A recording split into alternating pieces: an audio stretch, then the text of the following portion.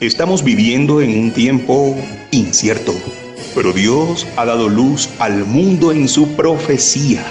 Prepárate para escuchar el programa Historias Proféticas del Mundo con Álvaro de la Cruz. Saludos.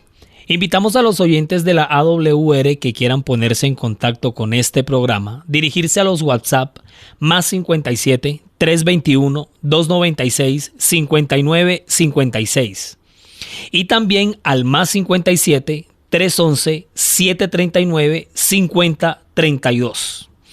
En esta ocasión vamos a ver el primer imperio de la historia. Este es el episodio 4.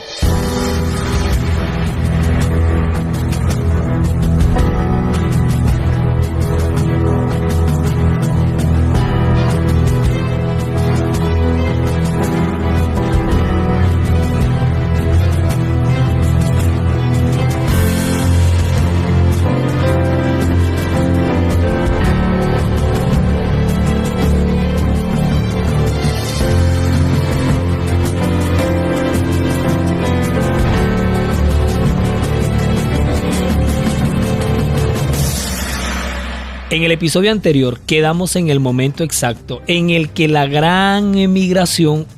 gran emigración de los descendientes de los hijos de Noé baja del este del monte Ararat, que es la actual Turquía, y se establece en una llanura que se encuentra en la tierra de Sinar, o sea, Sumer. Tengamos muy en cuenta que cuando se empezaron a dar las primeras multiplicaciones a partir de Sem, Cam y Jafet, la gran cantidad de estos primeros pobladores en realidad vivieron una vida nómada durante un tiempo después del diluvio. En su proceso de adaptación y sedentarismo, ellos lo que van a hacer es que se van a mover de un lado hacia el otro. Muy bien, o sea, nómadas. La región montañosa del Ararat no se adaptaba bien a propósitos agrícolas, para que tengamos en cuenta ese detalle. Además, los que renegaron de Dios se molestaban por el testimonio silencioso de las vidas santas de los que permanecieron leales a la divinidad. Por eso los malos se empezaron a separar de los buenos. Los que desafiaban a Dios se alejaron de la comarca montañosa. De manera que durante algún tiempo los descendientes de Noé continuaron habitando en las montañas donde el arca se había detenido. Pero a medida que se fueron multiplicando, la apostasía no tardó en causar división entre ellos. Los que deseaban olvidar a su creador y desechar las restricciones de su ley tenían por constante molestia las enseñanzas y el ejemplo de sus piadosos compañeros.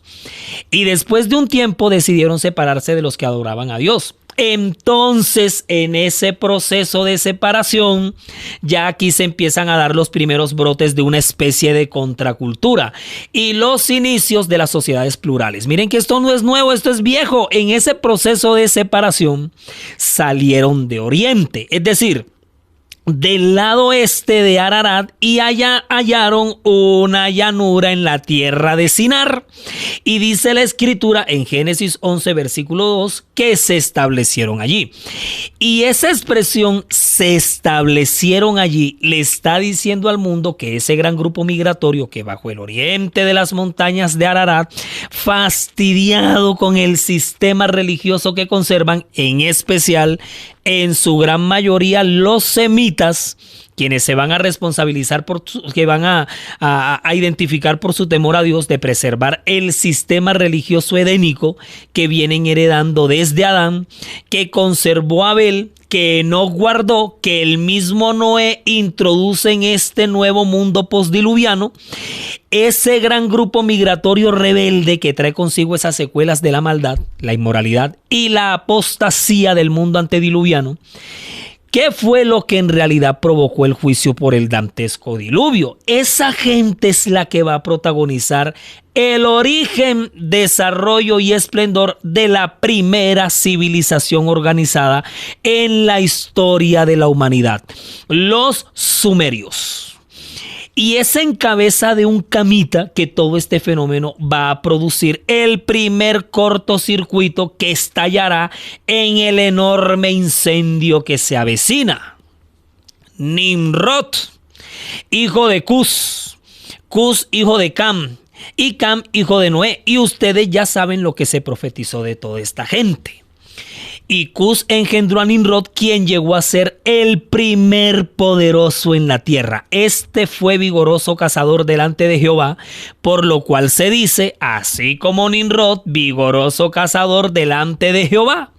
Y fue el comienzo de su reino Babel, Erec, Akkad y Calne en la tierra de Sinar. De esta tierra salió para Siria y edificó Nínive, Rehobot, Cala y Resén entre Nínive y Cala, la cual es ciudad grande. Eso lo acabo de leer en Génesis capítulo 10, versículos 8 al 12.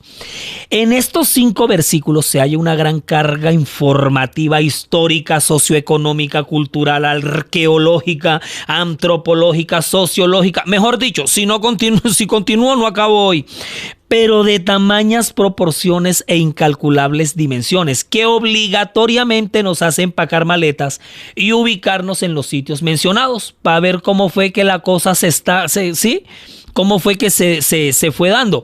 O sea, toca enviar un corresponsal al lugar de la noticia, al sitio mismo donde se está dando el gran proceso. O sea, cuando recién se levantaba la cuarta generación a partir de Noé, cuando medio despertaba la primera civilización milenaria como lo fue la Mesopotamia con los sumerios, tengan en cuenta que Canaán es tío de Nimrod, y cuando Nimrod aparezca en escena ya ha ocurrido lo de la borrachera de Noé, la burla de Canaán su nieto y la maldición a la descendencia de Cam. El registro bíblico lo primero que hace es dejar claro quién fue este personaje en la historia de la humanidad y por qué resalta a la vista, porque es que brilla tanto, porque es que será recordado siempre. Ah, claro, es que se dice que fue el primer poderoso en la tierra, o sea, casi nadie. El primer magnate, el primer archimultimillonario, el primer ser en tener poder terrenal en la historia de la humanidad aquí en este planeta fue Nimrod. La expresión el primer poderoso en la tierra en el original hebreo, que es Gibor, dice déspota. Un hombre que domina con poder político a otros, tiene un significado hostil. Tirano. Este hombre fue el primer político poderoso tirano de la tierra. Sin embargo, luego de introducir su estatus o posición en la jerarquía de aquel entonces, la Biblia pasa a dar una descripción bastante reveladora del carácter de este hombre. Mira que dice que este fue vigoroso cazador delante de Jehová, por lo cual se dice, así como Nimrod, vigoroso cazador delante de Jehová. La palabra usada para vigoroso tiene el significado de dominio completo, y cazador puede traducirse muy bien como cazador de hombres. Hay un gran significado en estos versos. La expresión vigoroso cazador delante de Jehová también puede traducirse como un gran asesino o perseguidor en contra de Jehová. Esto en el idioma hebreo. Ahora, la enciclopedia judía traduce este versículo de la siguiente manera. Este fue un gran perseguidor en contra de Jehová, por lo cual se dice así como Nimrod, vigoroso rebelde en contra de Jehová. Oiga, fue una joya este hombre. La enciclopedia judía en el volumen 9, en la página 309, nos dice que Nimrod era tan poderoso y tan grande que causó impresión profunda en las mentes de los hombres en todo el Oriente Medio. Y está lleno actualmente de las tradiciones de sus extraordinarias proezas. Nimrod fue aquel poderoso que hizo rebelar a la gente en contra del Dios de los cielos, imagínate. Hay un gran significado en estos versos. Además, es la primera vez que aparece la palabra reino en la Biblia y se aplica a Nimrod. Fue el primero en establecer un reino. Quiere decir que tuvo gran influencia política sobre las gentes. Y fue el comienzo de su reino Babel, Erec, Akkad y Calne en la tierra de Sinar. Estableció su reino en una red de ciudades que no solo fundó, sino que gobernó. Porque la Biblia también nos dice en Génesis que de esta tierra salió para Siria y edificó Nínive, Rehobot, Cala y Resén entre Nínive y Cala, la cual es ciudad grande. Todo eso lo encontramos en Génesis capítulo 10, versículos 8 al 12. Aquí toda esta gente pasa de vivir en el arca a los escenarios naturales entre las montañas de Ararat. O sea, de lo rural, las cuevas, los montes, entre las peñas y las piedras, y de ahí habitar en aldeas. Y de las aldeas pasan a la ciudad. Aparece entonces el concepto de la urbe. Nimrod es el fundador de las 6 ciudades más famosas de este primer segmento de la Edad Antigua. Babel, que es Babilonia, cuyo nombre proviene de los términos Babili, que significa puerta de Dios. Ahí fue donde comenzó toda esta vuelta. Erech, que es la misma Uruk. Akkad, que es Acadia. Calne, Nínive, que pasó a ser la capital de Asiria. Y Cala, las 6 más grandes ciudades al margen del Éufrates. Fíjense que ese fenómeno de migración de los montes a la ciudad no es nuevo. Aquí la llegada de la urbanización fue el fenómeno más destacable por estas primeras épocas. O sea, la moda, lo último en guarachas. Todas estas multitudes emigran a Sumer en busca de una mejor calidad de vida, atraídas por las enormes ventajas que les proporcionaba la agricultura. Y porque el desarrollo urbanístico le llamaba la atención a la vista de sus ojos. Será naturalmente a lo largo del Éufrates y de sus afluentes donde se asienten los recién llegados, y también se puede observar cómo numerosas aldeas tienden a agruparse en torno a las grandes villas, que serán a la vez centros de intercambio y lugares de culto, de los que dependerá la prosperidad de todos. Esta es efectivamente la época en la que se inventará el arado para reemplazar a la azada, el trineo y luego el carro de 4 ruedas para transportar el grano. Entonces se da el invento de la rueda, ¿cómo lo ven? El barco de vela para navegar más rápido de un lugar a otro. También se inventará en el torno del alfarero y el fundido de aleaciones a base de cobre, inaugurando de este modo la era de la producción industrial. ¿Sí ve que nos estamos civilizando? Del mismo modo, la prosperidad, lejos de disminuir, incrementó el comercio a larga distancia. El creciente uso del metal favoreció el desarrollo de las artes y la arquitectura, e incluso la utilización de objetos relativamente lujosos, vasos de piedra y de bronce. Entonces se da la invención del vidrio. ¿Cómo la vieron allí? Todo ello trajo como consecuencia la especialización de un sector de la población en el comercio, la artesanía y la administración de los bienes, y su reagrupación en grandes centros, en torno a una élite intelectual constituida por los sacerdotes, quienes estaban libres desde hacía tiempo de todo trabajo productivo. Está en todo su esplendor la civilización sumeria. Sin duda alguna florece la civilización sumeria. Sus ciudades brillan con sus notables logros arquitectónicos y artísticos, y sobre todo con la invención de la escritura, la auténtica revolución tan importante para la futura, para la futura humanidad, para las nuevas formas de vida. Babel, Uruk, Nippur, Lagash, entre otras, se rodearán de imponentes murallas. Serán ciudades fortificadas, lo que pone de manifiesto los conflictos que más tarde nos describirán determinados textos. Y los jefes religiosos se transformarán en jefes militares y sus soberanos en vicarios de los dioses.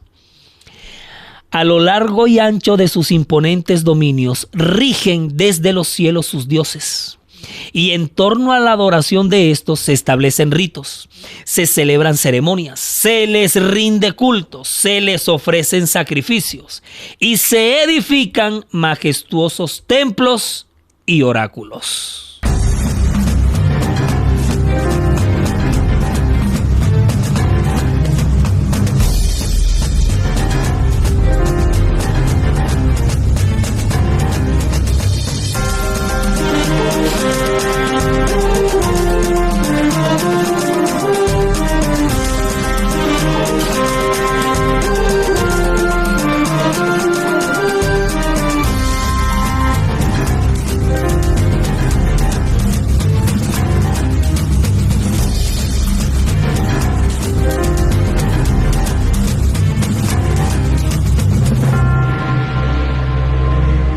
Todo nuestro contenido está disponible para reproducir y descargar desde nuestras cuentas, canales y perfiles, desde las redes sociales y plataformas. Usted nos encuentra en todos lados como La Historia Profética del Mundo, en Spotify, Google Podcasts, Facebook, Instagram y TikTok. En YouTube, siga nuestro canal. Dele me gusta a los videos y active la campanita de notificaciones para que le llegue de inmediato cualquier contenido que se vaya compartiendo. Desde nuestro perfil en Facebook también puede descargar enteritos todo lo que subimos. Ahí subimos todo. No deje de asomarse por nuestras cuentas. Siempre estamos publicando contenido. Siempre. En las historias proféticas del mundo estamos presentando la serie titulada El Atlas Mundial, para el Atlas Profético, para conocer la historia del mundo. Estamos en estos momentos en el episodio 4 y estamos arrancando aquí el fragmento número 2. Estamos viendo en esta ocasión el primer imperio de la tierra, que empezó con su autor intelectual llamado Nimrod. Miren, Nimrod llegó a ser famoso, no solo mencionado en la Biblia, sino en los textos antiguos de los babilonios, caldeos, sumerios, acadios y aún de los persas, por sus famosas ciudades-estado. Y a medida que se levantaba todo este imperio, a la par se iba desarrollando todo un universo religioso, pagano e idolátrico, porque no solamente Nimrod estaba en contra de Dios, sino que inspirado por el mal creó un sistema religioso, el cual satirizaba desafiantemente el sistema religioso semita. Y a su vez llegaría a ser la madre de todas las religiones de la tierra, porque desde Babel se esparció la gente hacia todas las partes del planeta. Cuando le toca el turno a la confusión de lenguas y a la gran emigración desde la Torre de Babel, lo veremos más en detalle. Eso es en el próximo episodio, episodios más adelante. La ciudad de Uruk nació de la fusión de dos barrios gemelos, que eran Cuyalpa al occidente y Eana al oriente. Y cada uno de esos barrios poseía su propio santuario. Por ejemplo, Cuyaba estaba bajo el escudo de Anu, el dios supremo de los sumerios, y Eana bajo el escudo de Inanna. En el centro de Eana se alzaba un imponente zigurat de 52 metros de lado, construido en el 2200 a.C. Como muchos otros, bajo el reinado de Ur-Nammu, quien será el primer rey de la tercera dinastía de Ur, la ciudad de Mesopotamia de donde saldrá Abraham más adelante, se desarrolla con el pasar de los años los periodos como el Obeid, Uruk y el famoso Yendenasser. Y después las dinastías reales, donde en una época rigieron los amorreos, en otra los casitas y etcétera, etcétera, etcétera. Un zigurat cuyo significado es altura o fortaleza era un imponente inmenso santuario en forma de torre con una meseta en su altísima cúspide, sobre la cual se ofrecían sacrificios a los dioses y se les rendía culto por medio de ritos y ceremonias. La idea era construir cada vez más zigurats altos, más altos que otros. Templos y zigurats de notable grandeza abundaban por todo el territorio de los dominios de Sumer. El más famoso y alto de todos fue el de Babel. Los hilos del gobierno por todos esos tiempos en Sumer se va a articular con base a las dos más grandes instituciones regentes: el palacio del rey, poder político, y el templo, que era el poder religioso. Por eso los tributos del pueblo a sus gobernantes políticos y líderes espirituales, pues el argumento era que los dioses los habían colocado en esos puestos. Desde un principio hubo dos versiones para la explicación del origen de la vida, el origen de todo. Por un lado, la simiente del bien, el remanente que se conservaba entre los semitas, sostenía el origen del mundo por la creación directa de Dios. Y por el otro, los sumerios hablaban de un caos al principio de todo y que los dioses, no solo uno, los dioses pusieron en orden y sistema en todo lo que ahora veían. Pero ambas simientes coincidían en el relato del diluvio, siendo que por la línea de los sumerios fueron muchos los cuentos y leyendas que se viralizaron al respecto, con una cantidad de modificaciones y adaptaciones, mientras que el relato de Noé y el arca de salvación mantenía su versión original entre los semitas. Cuando arriba en los cielos no habían sido nombrados y la tierra firme abajo no había sido llamada con nombre y nada sino el Apsu primordial, su progenitor, y Mumutiamat, la que los dio a luz a todos, sus aguas como un solo cuerpo, confundían y los desechos del junco no se habían hacinado. El carrizal no había aparecido. Cuando cualesquiera de los dioses no habían sido traídos al ser ni llamados con nombre, no destinados su destino, entonces sucedió lo que los dioses fueron formados en el seno de ellas. Así inicia la tablilla número 1 del poema Enuma Elish, cuyo nombre traduce cuando arriba. Este es un poema babilónico, originalmente redactado en lengua acadia y escrito en caracteres cuneiformes sobre tablillas de arcilla. Se le conoce a sí mismo como el poema de la creación y en su relato continúa diciendo: en un principio el caos reinaba en el mundo. El agua dulce, Apsu, y el agua salada, Tiamat, estaban mezcladas. Tiamat se impuso con la ayuda del dios del agua, Ea, pero creó monstruos que horrorizaron al dios del cielo, Anu.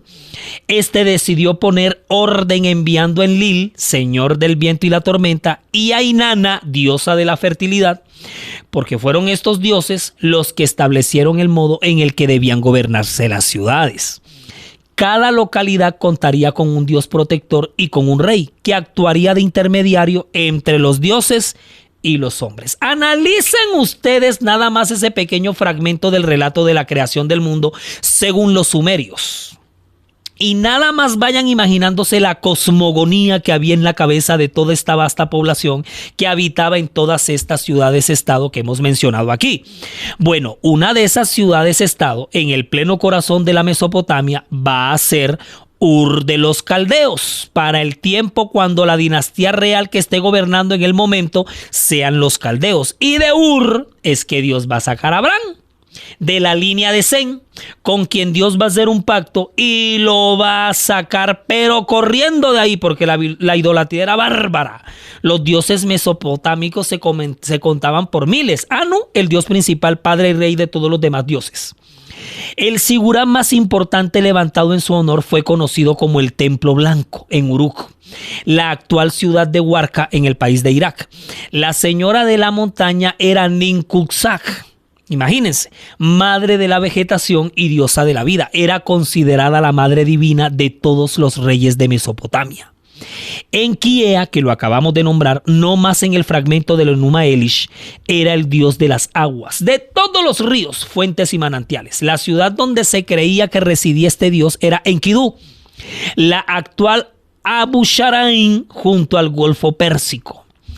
Enkiea traduce literalmente la casa de Enki. Enlil era el señor del viento y de él se creía que era el creador del mundo, hasta que llegó Marduk y lo destronó, y pasó a ser Marduk quien tomó el poder de decidir el destino de los seres humanos. Llegó a ser la principal deidad en la era de la dinastía caldea, cuando, solo por citarles un ejemplo, Nabucodonosor era el rey. Enlil, creían los sumerios, les confería la realeza a los gobernantes. Shamash era el dios sol, era el hijo de Anu, el dios principal, además hermano de Ishtar. Era el dios de los gobernantes, pues se creía que era la deidad encargada de dictar las leyes a los que gobernaban. Existe una estela grabada en tablilla en cuya parte interior aparece recogido el famoso Código de Hammurabi, donde aparece este monarca presentándose ante Dios solicitando la aprobación para este código. Shamash presidía los juicios y según los prisioneros quedaban sentenciados a estar encarcelados en medio de sus temibles rayos. Solamente en Babilonia llegó a tener muchos templos para su adoración, conocidos como los oráculos certeros. La señora del viento era Ninlil, esposa de Enlil, quien le concedía parte de sus poderes. Llegó a ser la venerada como la reina de los espíritus de los aires, y junto con su esposo provocaba las corrientes de viento. Enlil y Ninlil presidían la asamblea anual de los dioses en las que se decidía el destino de los seres humanos, y por esta razón los sumerios le rezaban como intercesora ante Enlil para que ésta no decidiera mal sobre sus destinos.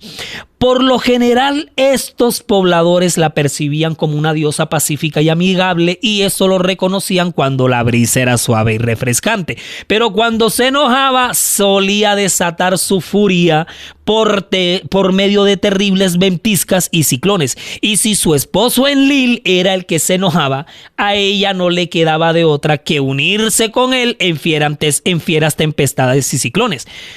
Vean todo esto todo esto y más se creía en aquella antigua civilización. Marduk, el más valiente del panteón de los dioses, fue el que venció a Tiamat, la del agua salada, y creadora de los monstruos del original caos en Poema de la Creación. El Enuma Elish, ¿sí?, que es el que afirma que del cuerpo muerto de Tiamat, Marduk creó y organizó el universo. Oiga, qué película todo esto que estamos diciendo aquí. Ishtar, la diosa de la montaña y de la tarde, era hija de Anu y hermana de Shamash, el dios sol. Era también considerada la diosa del amor y de la guerra, de la fecundidad y del amor sensual. ¿Cómo les parece? La diosa Venus para cuando lleguen los romanos. Su esposo era el dios Asur. Rayos y centellas, el mismo nombre de uno de los hijos de Zen, de quien se originó más adelante Asiria. Ishtar acompañaba a Asur a las batallas, era aclamada como la gran señora de las potencias divinas, y su adoración se regó por toda la Mesopotamia. Los inmensos y suntuosos templos en su honor abundaban en Babilonia y Nínive. Los santuarios más renombrados edificados a su nombre fueron los de Kish, Agadé y Uruk. Incluso hasta los fenicios y los cananeos la adoraban con el nombre de Astarte. Es la misma Inanna de los sumerios, Inanna Ishtar, en su honor, porque se construyó la famosa puerta de Ishtar, de donde empezaba una avenida principal, esto es en Babel, Babilonia. Una avenida principal a la que se le conoció como la avenida de las procesiones, por donde se le aclamaba a los dioses el encuentro principal del año, en el que todo el mundo, gobernantes, sacerdotes, el pueblo, peregrinos, caravanas, curiosos, en fin, todo el mundo, se daban cita para recibir el año nuevo. Y era dedicado exclusivamente al dios Marduk. El sacerdote le recitaba enterito el poema de la creación, el Enuma Elish. Esto era todo un acontecimiento, les cuento. Miren, tratar de condensar aquí todo el universo expandido de la religiosidad mesopotámica de esta primera parte de la Edad Antigua, nos tendríamos que preparar una serie de yo no sé cuántos episodios para dedicarnos a este tema nada más, porque es que la cosa es bastante compleja, les digo, a la que se entregó esta simiente del mal.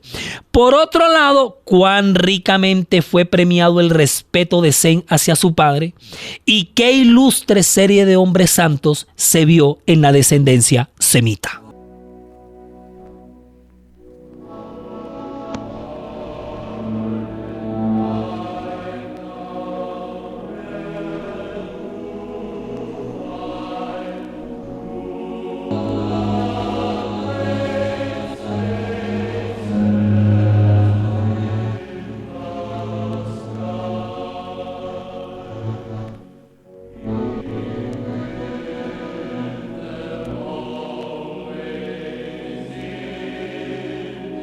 En el delirio de su poder, de su dominio, de su gobierno mesiánico, a Nimrod se le fue la mano, obedeciendo a su imaginario y rebeldía en contra del dios de los semitas y de todo el mundo, porque este hombre se dedicó, diga bien, a impactar el subconsciente colectivo con su imaginario, e hilito por hilito fue tejiendo un imponente sistema de creencias que llegó a crecer hasta el tamaño de Babilonia la Grande. Nimrod fue un monarca, un semidios, ovacionado y aclamado por los habitantes de Sumer. Él y su esposa Semiramis eran tratados como enviados de los dioses, y la opulencia de su reino era para toda esa población, la prueba fehaciente de su divinidad en contraste con la vida sencilla y pastoril entre los semitas. La joya de la corona para Nimrod ya estaba maquinada en su mente, el símbolo superlativo de su marca, de su sello personal, de su grandeza, de su omnipotencia, estaba a punto de levantarse en la región de los babilonios. A la cabeza de su convencido monarca, decidieron construir allí una ciudad y en ella una torre de tan estupenda altura que fuera la maravilla del mundo. Estas empresas fueron ideadas para impedir que la gente se esparciera en colonias. Dios había mandado a los hombres que se diseminaran por toda la tierra, que la poblaran y que se enseñoreasen de ella, pero estos constructores de la Torre de Babel decidieron mantener su comunidad unida en un solo cuerpo. y fundar una monarquía que a su tiempo abarcara toda la tierra. Así su ciudad se convertiría en la metrópoli de un imperio universal. Su gloria demandaría la admiración y el homenaje del mundo y haría célebres a sus fundadores. La magnífica torre que debía alcanzar los cielos estaba destinada a ser algo así como un monumento del poder y sabiduría de sus constructores, para perpetuar su fama hasta las últimas generaciones. Y eso es lo que vamos a ver en el próximo episodio, donde toda esta locura se va a salir del control. El delirio con su hambre de poder cegará finalmente la razón, al punto de creer que nada les impedirá avanzar en sus planes y de llegar hasta donde les dé su voluntad. Pero el Dios de los cielos, el único, el verdadero, quien se ha mantenido observando el actuar de los hombres, aún viendo que no había pasado mucho tiempo después del castigo por el diluvio, lo que hicieron fue entregarse a sus malos pensamientos y prestarse para que la simiente del mal continuara a través de sus generaciones. En el próximo capítulo esta expedición continúa, les cuento, desde Babel hasta los confines de la tierra. No se lo pueden perder. Resumimos y nos fuimos.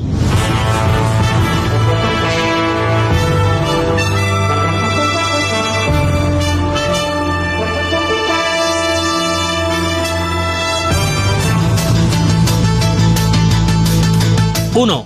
No pasó mucho tiempo después de que las puertas del arca se abrieron para que las dos simientes en el conflicto volvieran a estar nuevamente enfrentadas.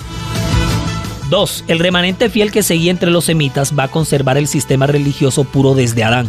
Por su parte, entre los camitas brotó un movimiento rebelde en contra de Dios. 3. Hallando una zona agradable a sus ojos, en Sumer, se establecerá ese movimiento rebelde liderado por Nimrod, hijo de Cus. 4. Con Babel a la cabeza, toda una sociedad pagana se levantará a orillas del Éufrates, antagonista de la religión de Sem. 5. Teniendo en cuenta que Dios está al absoluto control de todos los movimientos sociales que se levantan contra sus designios, en la producción Carlos Polo, en el relato Álvaro de la Cruz, y para todos ustedes un feliz día.